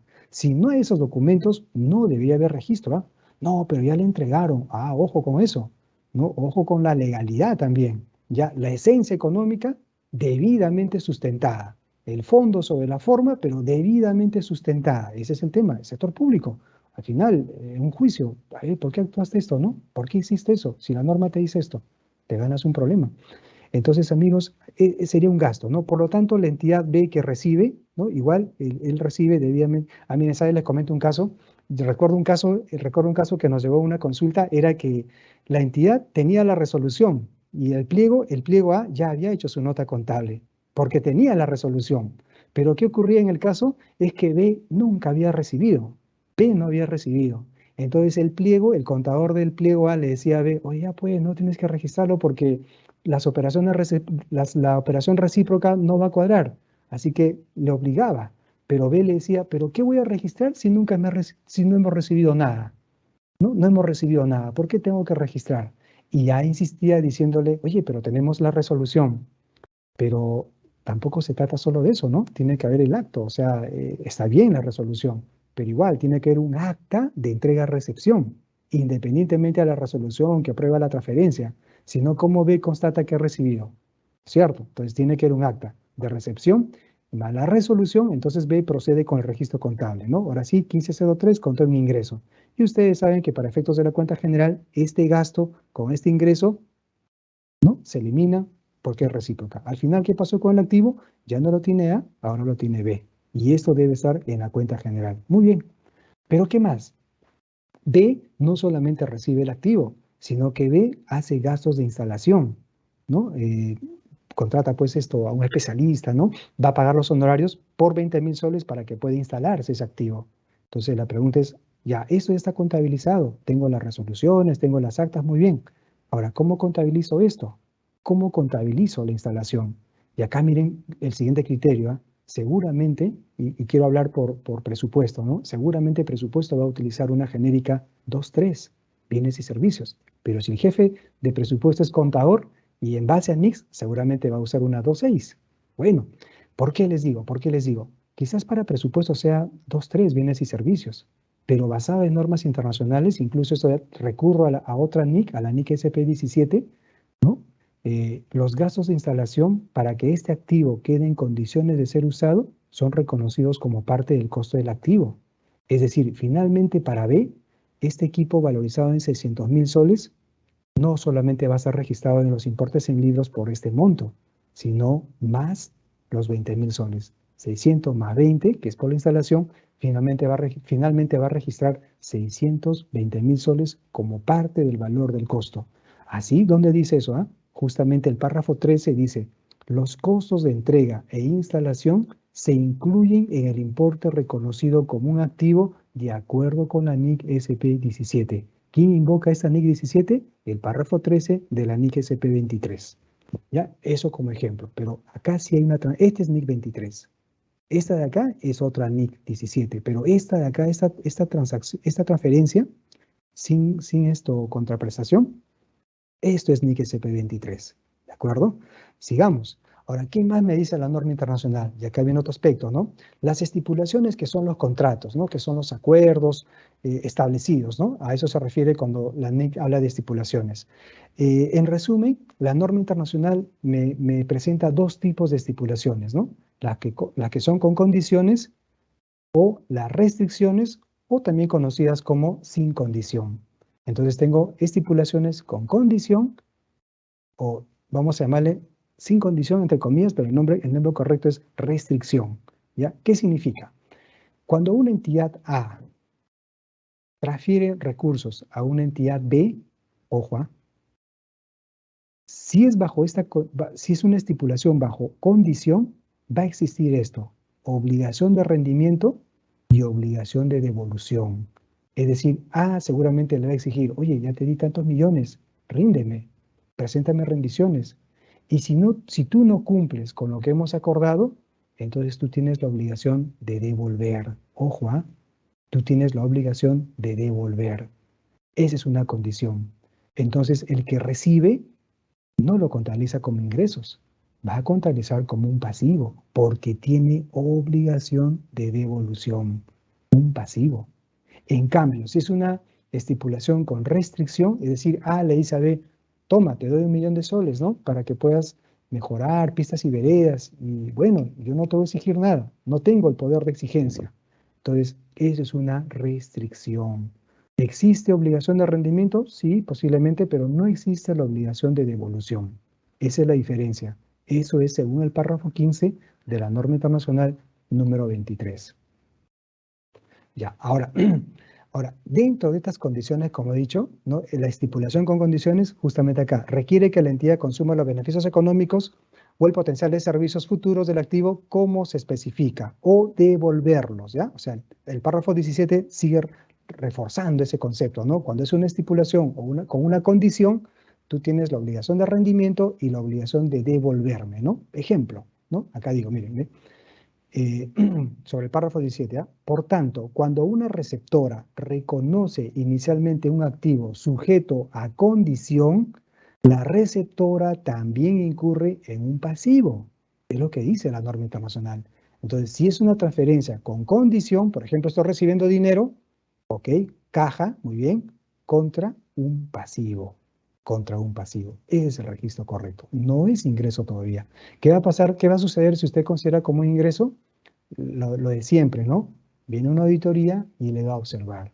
Le va a decir, señores, el estado de gestión no refleja la realidad porque no se han reconocido ingresos cuando debieron haber sido pasivos, ¿no? Y toda una observación. Y varias entidades tienen eso. Así que conviene evaluar ese tema de si es o no es una condición. Si es una condición, yo reconozco como un pasivo porque todavía no es un ingreso. En cambio, cuando son restricciones o sin condición, estamos diciendo, no incluye pues un requerimiento de que aquel activo transferido u otros beneficios económicos o potenciales de servicio sean devueltos, ¿no? No hay obligación de que devuelva, ¿no? Es más, en el párrafo 21 se establece, hay un tema sobre la esencia, sobre la forma, ¿no? Y para que una entidad, más allá de los términos establecidos en una cláusula o en un contrato, tiene que evaluarse esto. ¿Qué tan exigible es? O sea, ¿qué tanto poder tiene A, en un ejemplo A y B? A transfiere, A transfiere y B es la receptora, ¿no? Entonces, ¿qué tanto poder tiene A de exigir? ¿Qué dice la experiencia pasada? ¿Siempre te ha exigido o no? De repente nunca te exigió nada. Entonces, más allá de un formalismo, se entendería que es una transferencia con restricción o sin condición. ¿De acuerdo? Eso es lo que dice. Ejemplo, ¿no? Entonces, ¿qué pasa acá? Mire, el que transfiere, ¿no? Si el transferidor no pudiera ejecutar un requerimiento de devolución, lo que estoy diciendo, ¿no? Por ejemplo, dice, yo no, te transfiero y yo no te voy a exigir que me devuelvas, ¿no? Ahí mejora tus obras de saneamiento, agua y desagüe, ¿no? Ese tipo de obras. Tú invierte, te voy a pedir informes por ahí, pero yo no te voy a devolver. Entonces, si el transferidor no pudiera ejecutar un requerimiento de devolver el activo, u otro beneficio económico o potencial de servicio, la estipulación no cumpliría la definición de una condición y se considera una restricción. Entonces, el receptor recibe caja, ahora sí, con ingresos. Caja, ingresos. Pero qué diferente es cuando es con condición, ¿no? Caja contra un pasivo. Condición, caja con un pasivo. Si es restricción, caja contra ingreso. ¿Ya? Esa es la diferencia. Bueno, de igual manera, los cobros anticipados dan lugar a un activo y una obligación presente, ¿no? Muy parecido a lo que dice la NIC SP9, ¿no? Vimos ahí con ejemplos inclusive. Cuando usted recibe un adelanto, ese adelanto todavía no es un ingreso, ¿no? Es una obligación. Aquí, por ejemplo, un caso, ¿no? A veces también consultan. ¿Por qué, por ejemplo, las transferencias que reciben del cano no genera una cuenta por cobrar? Miren, este es un típico ejemplo de los gobiernos regionales y los gobiernos locales, inclusive las universidades públicas que reciben canon minero. ¿Por qué no genera contabilidad en el determinado? Porque usted ha explicado de que cuando uno vende bienes o un servicio hay que contabilizar de repente como un pasivo. Lo que pasa es que esto es NIC SP23.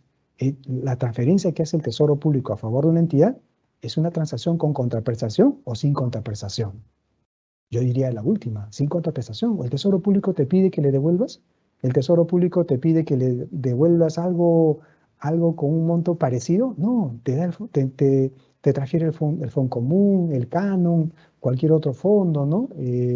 Que tenga que ver con el presupuesto, pero no te exige que le devuelvas. Entonces, no hay un derecho, no hay un derecho. O sea, ¿qué te dice el párrafo 29? Una entidad reconoce un activo surgido de una transacción sin contraprestación cuando obtenga el control. Cuando obtenga el control. Ojo, son ingresos sin contraprestación. En este caso son, claro, sin contraprestación, ¿no? Es distinto. Por lo tanto, yo reconozco el activo y tendré el poder, ¿no?, de usar incluso esos recursos cuando lo reciba. Por lo tanto, cuando recibo el dinero, ahí voy a reconocer el ingreso. Es muy distinto a la NIC SP9, ¿ya? Eso como ejemplo. Además de eso, también hay que evaluar la probabilidad de que fluyan beneficios económicos a la entidad o el potencial de servicio. Y el valor razonable del activo puede ser medido con fiabilidad. Esas son las condiciones. ¿Cómo se miden los activos en este tipo de transacciones? Un activo adquirido mediante una transacción sin contraprestación se medirá inicialmente a su valor razonable en la fecha de adquisición. O sea, la forma de medirlo, como dice la norma, es valor razonable, ¿no? Es lo que dice valor razonable. Y acá esto, fíjense, y cómo reconocemos los ingresos, ¿no? En transacciones sin contraprestación. Bueno, cuando una entidad satisface una obligación presente, reconocida como pasivo, con respecto a una entrada de recursos por una transacción sin contraprestación, reconocida como activo, reduce el importe en libros del pasivo reconocido y reconocerá una cantidad de ingresos igual a dicha reducción.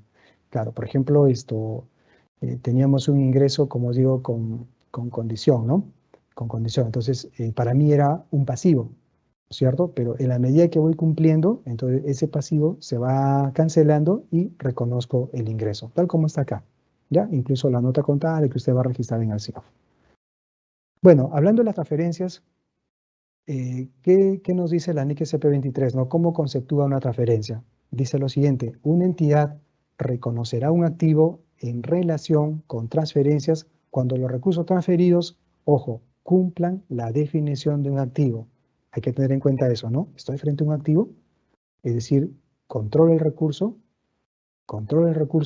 y satisfacen los criterios para su reconocimiento, ¿no? ¿Qué tan probable es la entrada de recursos o si el valor medido se realiza con fiabilidad? Si cumple con esas condiciones, excelente, ¿no? Reconocemos una transferencia.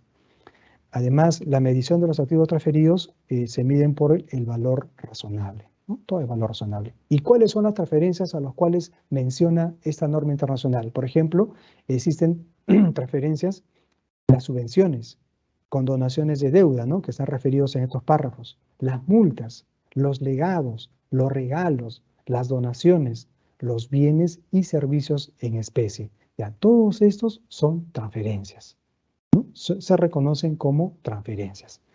Entonces, yo les invito a que ustedes puedan revisar esos párrafos que están aquí para que pueda profundizar, ¿no?, sus conceptos sobre condonaciones, multas, legados, regalos, etc. Solamente quiero analizar uno de los últimos temas, el tema de los servicios en especie, ¿no? El párrafo 98 me dice: una entidad puede reconocer los servicios en especie como un ingreso o como un activo, pero no está obligado a ello. No estamos obligados a reconocer los servicios en especie, es lo que dice, ¿no? Pero más allá, en el párrafo 99, es distinto lo que dice, ¿no? Los servicios en especie pueden utilizarse también para construir un activo. Creo que les mencioné el tema de la mano de obra, ¿no? Para construir una obra. En cuyo caso el importe reconocido con respecto a los servicios en especie se incluye el costo del activo que se está construyendo. Fíjense, este servicio en especie se incluye en el costo del activo que se está construyendo. Entonces, si quisiera hacer un ejemplo sobre una obra que se construye por administración directa, fíjense, por ejemplo, ¿no? Se han comprado materiales de construcción, la mano de obra es donada, y según una tasación que realiza el arquitecto, por ejemplo, del área de obras, valoriza que esa mano de obra, incluso según expediente técnico, está valorizado en 900.000 soles. Y todo un montón de gastos, ¿no? Supervisor, alquilar de maquinaria, se han comprado equipamiento, ¿no? Siempre un proyecto tiene diversos componentes, equipamiento, muebles, medicina, el terreno también fue una donación, la ficha técnica, el expediente técnico, en fin. Entonces, cuando se liquide esta obra, más allá de liquidar solamente los montos desembolsados, también deberíamos ver en esos bienes donados, que son ingresos sin contraprestación, donde la entidad no ha incurrido en solo alguno, ¿no? Entonces, esto igual hay que reconocerlo en la contabilidad, ¿no? Terrenos, cuenta 1502 contra un ingreso, en el momento en el cual yo efectúo la transacción, ¿no? O recibo la titularidad de ese terreno legalmente. Y por acá también la mano de obra donada, ¿no? Si bien es cierto, es un servicio en especie, pero hay que reconocerla. Es decir, el experto tendrá que evaluar cuál es el costo aproximado de esta donación. Así que cuando liquidamos la obra, tenemos que tener en cuenta estos importes, a fin de que la obra esté debidamente valorizada. Listo, entonces en resumen amigos, ya para terminar mi presentación, la NIC SP33, ¿no? Justamente quiero aterrizar acá en el tema contable, ¿no? Cuando yo entrego recursos, ya voy a pensar que trabajo en una entidad pública que está transfiriendo recursos, ¿no? Recursos otorgados. Entonces hemos aprendido que la NIC SP23 tiene dos estipulaciones, con condición o con restricción. Le vamos a llamar sin condición, ¿no? Para poder entenderlo mejor. Entonces, cuando es una transferencia con condición, puede conllevar incluso a 3 registros contables, ¿no? Propiamente una, cuando es con condición, ¿ah? Yo transfiero la condición, ok, sale caja, ¿no? Caja contra una cuenta por cobrar, claro, porque es condición. Entonces, cuando la condición es satisfecha, se cumple con el objetivo de esta estipulación, entonces esta cuenta se va disminuyendo y ahí yo voy reconociendo recién el gasto. Recién, antes no, porque es con condición. Es más, incluso acuérdense que decía, si una estipulación con condición también está sujeto a devolución, ¿no? Entonces, si a quien yo entregué no está cumpliendo con los términos contractuales, entonces, ¿yo qué haría, no? Entonces le diría al receptor con un documento, mira, no has cumplido, entonces tienes que devolverme. Entonces genero una cuenta por cobrar contra esta cuenta, ¿ve? La 1205. Es por la condición incompleta. Pero ¿qué va a pasar cuando transferimos, se realizan transferencias sin condición con restricción, ¿no? Como ya les dije, no existe la obligación de devolución. Así que gasto y caja. Gasto y caja. Listo, sin condición. Eso es para quien otorga el recurso. Asimismo, la entidad que recibe, ¿no? La entidad que recibe. Ahora somos receptores.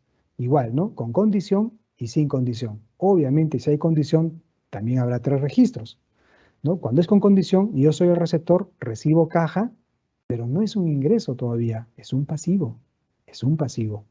Ahora, yo tengo que cumplir con esa condición. Por lo tanto, en la medida que voy cumpliendo, este pasivo se va cancelando y recién reconozco como ingresos, ¿no? Las cuentas son ejemplos nada más, ¿eh? Son ejemplos, ¿no? Reconozco como ingreso. Ahora, ¿qué pasa si yo, receptor, estoy incumpliendo el acuerdo? Entonces, esta obligación se convertiría en una cuenta por pagar. ¿Ya? Se convirtió en una cuenta por pagar. Y si se trata de una estipulación sin condición, con restricción, fácil, ¿no? No hay obligación de devolución. Tampoco hay una exigencia de parte del que está otorgando, ¿no? Entonces, para mí será caja contra un ingreso. Listo. Ese es el tratamiento contable. Esa es la forma como aterrizaríamos la aplicación de esta norma internacional número 23. Listo, amigos. Entonces, bueno, Mónica, te doy pase. Muchas gracias por el tiempo. Muchas gracias, Marlon, por tu exposición. Ahora vamos a pasar a la ronda de preguntas. En esta sección vamos a dar respuesta a las preguntas que hemos recibido de parte de los participantes. Marlon, tenemos 4 preguntas. Siendo la primera, ¿cuál es el tratamiento de los saldos de balance en la fuente de financiamiento RDR? ¿En qué momento se reconocen? Ajá, correcto. Gracias, Mónica. como estaba explicando, los saldos de balance más que nada es un tema presupuestal, ¿no? Por ejemplo, si un año tú recaudaste 10 y lograste devengar 9, entonces tu saldo presupuestal es recaudado menos devengado 1, ¿no? Entonces, ese saldo quiero incorporarlo al presupuesto del siguiente ejercicio. Obviamente hay que tener en cuenta las normas de la Dirección de Presupuesto Público, ¿no? Que me dice los topes de... hay una serie de disposiciones para incorporar estos saldos, ¿no? Entonces, yo voy a decir que sí tengo luz verde, incorporo los saldos, ¿no? ¿Eso será un ingreso? Por ahí va la pregunta, ¿no? ¿Será un ingreso? Y la respuesta es financieramente no, porque los saldos de balance tienen un efecto solo en el presupuesto. Financieramente no, porque tú ya registraste los ingresos. Recuerda que tus ingresos fueron 10 el año pasado, así que no podrías hacer doble registro financiero, de manera que solamente los saldos de balance se van a incorporar para fines presupuestales. Y eso va a tener efecto pues en el EP1, ¿no? Estado de ingresos y gastos, y las notas de modificación en el PP1, PP2, etcétera, etcétera. Pero no en la parte financiera. Así es, Mónica. Adelante. Ok, muchas gracias. La segunda pregunta es, los ingresos del canon minero normalmente se reciben en el mes de junio de cada año. ¿En qué momento deben ser reconocidos en los estados financieros? Ajá, perfecto. Sí, justamente también estábamos hablando algo de eso, ¿no? Este tema del canon, que es un derecho que reciben ciertos niveles de gobierno, como por ejemplo los locales, los regionales, ¿no? Es el derecho que tienes de recibir esos recursos que vienen por la explotación de los recursos naturales, ¿no? Entonces, el canon que tú recibes, si bien es cierto, está formulado en los presupuestos, pero es un ingreso sin contraprestación, porque provienen del Tesoro Público, a la cual yo no tengo ninguna obligación de rendimiento, ni tampoco tengo obligación de devolución, ¿no? O sea, eso se considera como una transacción sin contraprestación. Por lo tanto, se registra en la medida que tú tengas que cumpla la definición de activo. Esto es cuando tienes el control. ¿Y cuando tengo el control? Cuando recibo el recurso. O sea, en el español sería cuando tienes la asignación financiera, ¿no? El tesorero dice, ya llegó la asignación financiera. Ok, ellos también registran. Entonces, contablemente se va a reflejar también ese ingreso. Y no solamente para el canon, ¿no? También puede ser para otras asignaciones como el Fondo Común, las participaciones, ¿no? Y una serie de fondos, el FIT, por ejemplo, ¿no? Este fondo de invierte, desarrollo territorial, en fin, ¿no? Todos esos fondos que provienen cuando son ingresos sin contraprestación. Usted va a reconocer cuando tiene el control de ese activo, cuando recibe la transferencia. Adelante, Mónica. Ok, la penúltima pregunta. ¿Podría profundizar el tratamiento contable de las multas? Por supuesto, cómo no, cómo no. Gracias por la pregunta. A ver, las multas, si bien es cierto, yo sé que es todo un tema, me imagino qué entidad pública no ha aplicado pues multas a subcontratistas, proveedores, ¿no?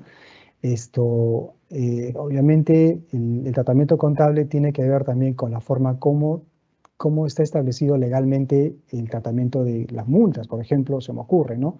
Las multas son reguladas por las normas del OCE, ¿no? Presupuesto público tiene una directiva de ejecución presupuestal que te dice cómo tratar las multas, ¿no? Igual el Tesoro Público te dice en qué cuentas bancarias deben ser depositadas estas multas, ¿no? Son cuentas especiales aperturadas en la CUT, ¿no? Incluso no son embargables. Ya, muy bien, hay muchos lineamientos. Tras todo eso me interesa la parte contable, ¿no? La parte contable, ¿cómo se debe registrar? Entonces, hoy hemos dicho que las multas se reconocen solamente por decisión de un tribunal, porque si yo reconozco una multa como ingresos, no vaya a ser que más adelante en un juicio perdamos, ¿no? Y si este es el caso, entonces voy a tener que devolver las multas. Y cuando devuelva, ¿será un gasto? No, no, no, no. Entonces, mal registro, no debió haberse considerado los ingresos. Por lo tanto, desde el enfoque contable, las multas se van a reconocer cuando éstas cumplan también la definición de activo. Es decir, yo tengo el control y no tengo el control mientras éste esté en juicio, ¿no? Mientras está en primera instancia, todavía no tengo el control. O llega a segunda instancia, mejor espero, ¿no? Cuando hay una decisión donde el juez ya dictamina una sentencia y ésta se encuentra en situación de cosa juzgada, entonces como que sí podría ya reconocer ese ingreso. Así es, ya el tema de la multa. Ok, muchas gracias. La última pregunta, Marco. La cuarta. ¿Cómo puedo identificar si los ingresos que provienen de transferencias financieras son con condición o sin condición? Muy bien, gracias, Mónica. Sí, también este es un tema que siempre la hemos visto, inclusive cuando llegan algunas consultas, ¿no? Que son propias incluso de auditorías que han recibido las entidades. Lo cierto es que el otorgante tiene que establecer esa precisión, esa exigencia de decirle, mira, te doy esa transferencia, pero si tú no la cumples con los acuerdos, con las estipulaciones, entonces yo te voy a pedir que lo devuelvas. Ya, esa estipulación tiene que ser exigida, ¿no? Normalmente eso queda reflejado en un contrato, ¿no? Si no se cumple con eso, entonces el dinero será devuelto. Entonces, esa es una condición. Por lo tanto, contablemente para mí será un pasivo, porque me están condicionando. Tengo la obligación de devolver si no cumplo con el fin, ¿no? Es un pasivo. Muchos creen que todas las transferencias deberían ser sin condiciones, pero la norma internacional te permite también tener transferencias con restricciones. Entonces, en cambio, las transferencias con restricción o sin condiciones, como hemos dicho, son aquellas pues donde tú recibes el ingreso, pero no te sientes no obligado a devolver. Es más, no tienes la obligación de devolver. Por lo tanto, eso va directamente al ingreso. ¿Ya? Ahí sí hay que enseñarle, por ejemplo, a los auditores, han observado, mira, pero el requerimiento no dice nada. Yo recibí la transferencia, pero no hay requerimiento.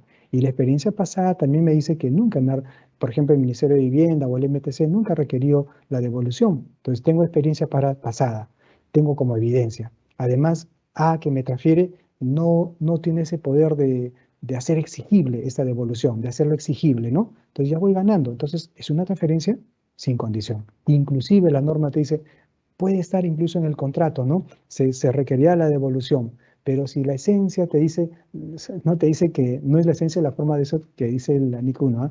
O el marco conceptual. En este caso de la transferencia nada más, ¿no? Si la esencia te dice que no, pues no hay la intencionalidad de que se devuelva porque la experiencia pasada igual lo ha demostrado, inclusive se debería tomar como una transferencia sin condición, es decir, caja contra ingresos. Pero repito, pero si en el contrato dice que sí debe haber una exigencia de devolverlas, entonces estamos frente a una transacción con condición. Así que caja, dinero contra pasivo.